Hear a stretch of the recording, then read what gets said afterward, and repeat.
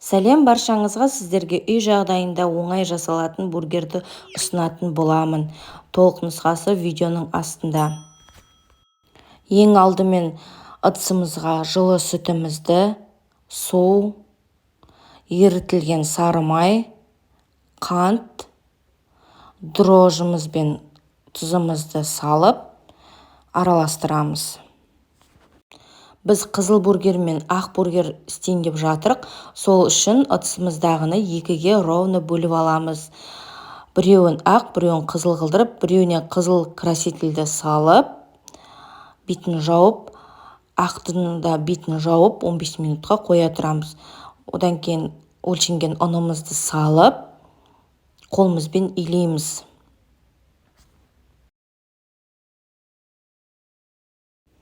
Ровно бөлінген тестіміз осындай тесті болып шығу керек.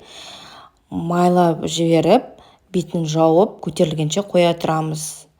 Ақ тестінде дәл солай жасаймыз. Бұл ақ тестінде майлап, бетін жауып, жылы жерге қоя тұрамыз көтерілгенше. Оған дейін фаршымызды дайындаймыз. Фаршымызға туралған жуа, бұрыш, тұз, жұмыртқа керек. Араластырып, қызып тұрған майымызға котлеттің көлемінде қылдырып қуырамыз. Тестіміз көтерілсе, қолымызды майлап алып, бірдей болу үшін өлшеп алып, противенге домалақтап қоямыз. Бетін жауа тұрамыз, көтерілген күтіп, одан кейін жұмыртқамызды жағып, күнжутымызды жағып, алдын ала қыздырып қоямыз пешімізді. 180 градуста 25 минут пісіріп аламыз.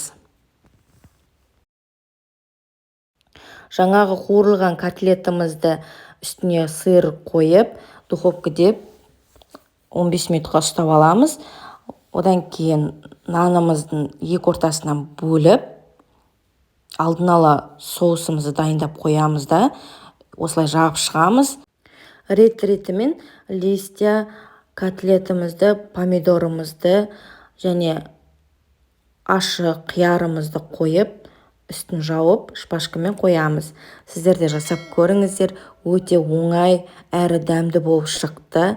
Ас болсын, сау болыңыздар.